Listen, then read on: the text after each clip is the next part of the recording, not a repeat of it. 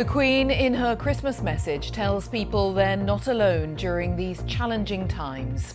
Frontline workers and scientists are among those she thanks for their work during the coronavirus pandemic. Worshippers have had to celebrate Christmas very differently this year, and some services went online.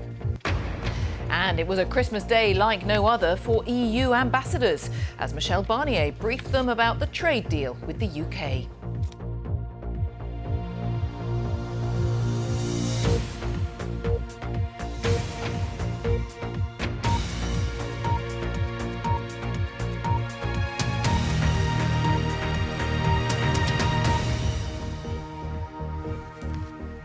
Hello and a very good evening.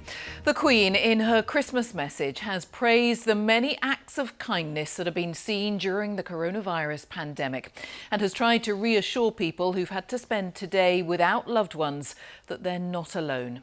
The Queen and the Duke of Edinburgh have themselves been apart from family and, in a break from royal tradition, are spending the festive season at Windsor Castle. Here's our royal correspondent, Nicholas Witchell.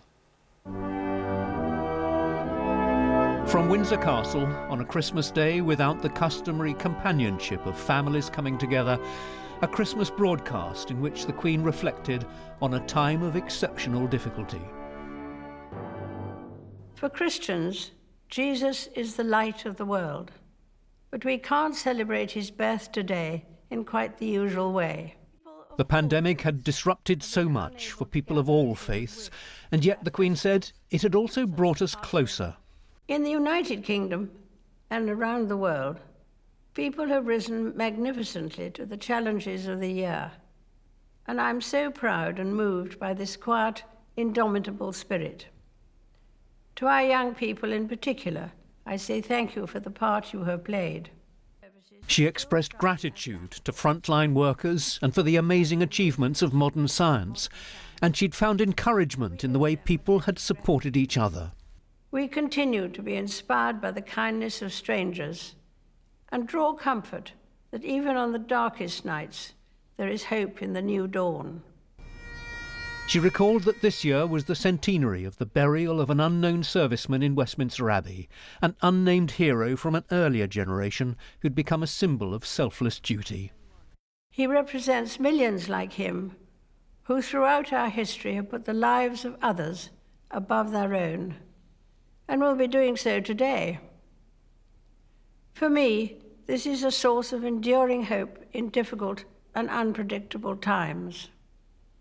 For many, the Queen said, Christmas would be a particularly difficult time.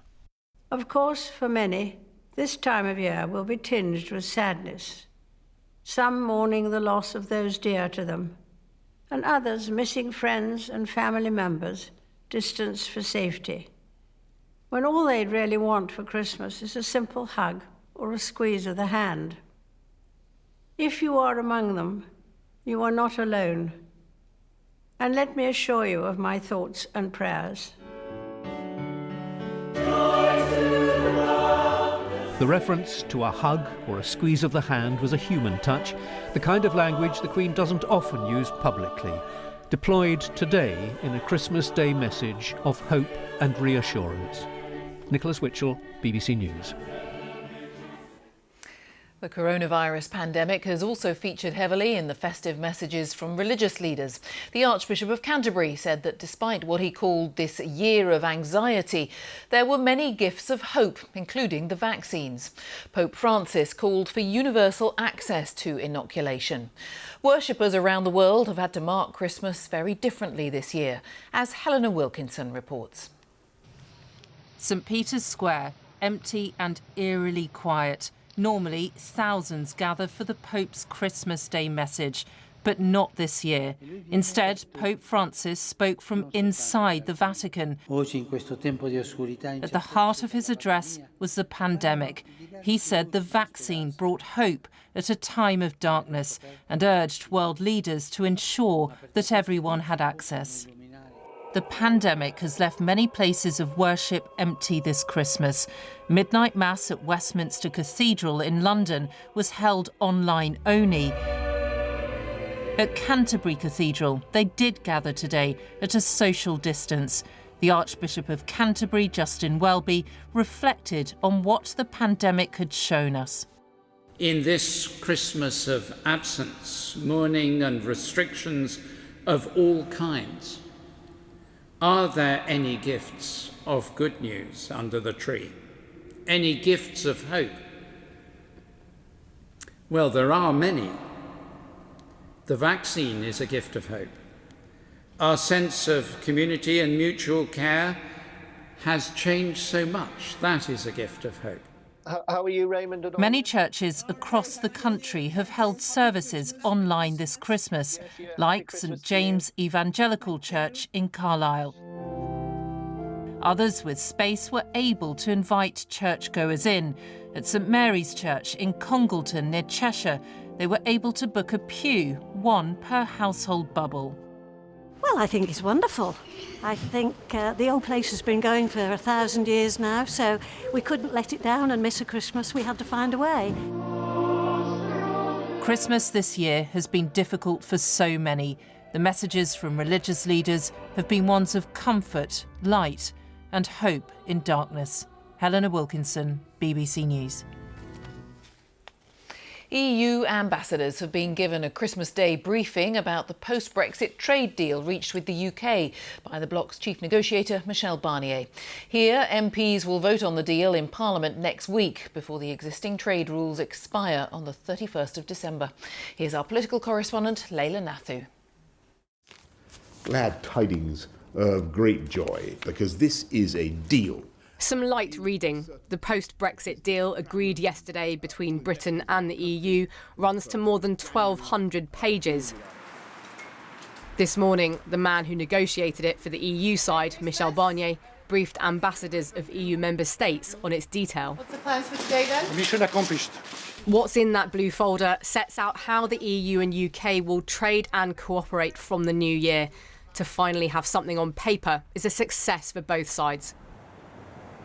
The deal was done in the nick of time, with the UK already out of the EU and transition arrangements expiring within days.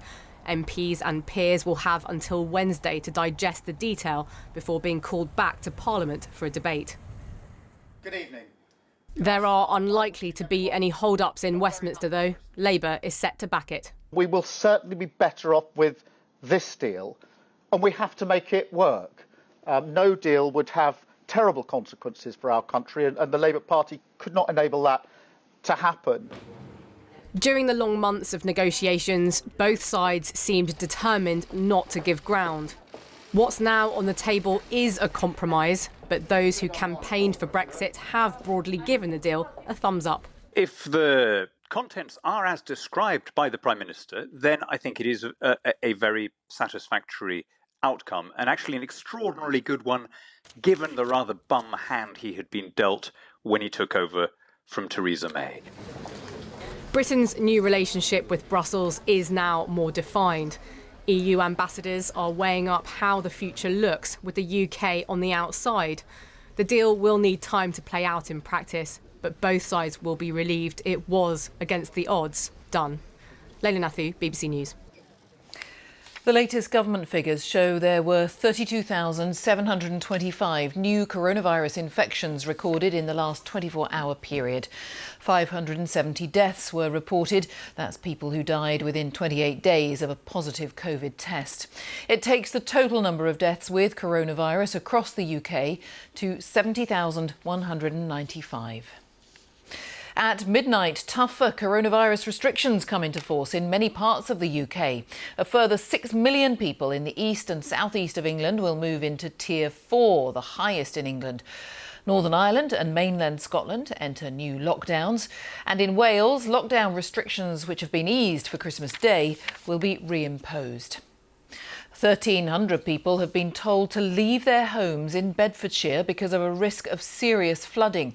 Police issued the warning as the River Great Ouse at Bromham near Bedford was recorded at its highest ever level. Thousands of lorry drivers have spent Christmas Day stuck in their vehicles in Kent, waiting to be tested for coronavirus and to be cleared to continue their journey to France. Another 800 military personnel have been sent to help with the testing and to distribute food and water to those caught in the severe disruption around the port of Dover. Andy Moore reports. This lorry driver didn't expect to spend Christmas Day stuck in a queue of traffic at Dover. His frustration was obvious and shared by many others as they waited for the backlog to clear. Some drivers have been stuck for days after France closed the border on Sunday to stop the spread of a new strain of coronavirus. Under police escort, groups of lorries were guided from their holding point at the disused Manston airfield down to the port. These drivers had tested negative and were cleared to go. The Transport Secretary, Grant Shapps, said over 10,000 lateral flow tests have been carried out on drivers in Kent and 24 were positive. More than 4,500 lorries have crossed the channel, but that leaves thousands still to make the journey. For some drivers, that means a Christmas stuck behind a wire fence instead of at home. Tradition, all people, all families stay on table, eat, relax, music. No, I stay here. Local people are helping out with hot food and sympathy. Because we live in Dover, we wanted to do something, even though it's just a little something, and just spread a little bit of Christmas cheer and take some hot mince pies and sausage rolls to people who probably or maybe would like them. The cross-channel ferries have been sailing as soon as they have a full load of lorries. They're not usually as busy as this on Christmas Day, but this is not a normal Christmas Day in Dover. Andy Moore, BBC News. Well, finally, it has officially been a white Christmas, says the Met Office, after snow fell in some parts of the UK overnight. There were spectacular scenes across high ground early this morning, and many people woke up to a frost covering their cars, streets and gardens. Snowfall was spotted from Suffolk and Cambridgeshire to East Yorkshire and Northumberland. The last official white Christmas was in 2017. And that is it from the BBC One team for this Christmas Day. I hope you have a peaceful night. Good night.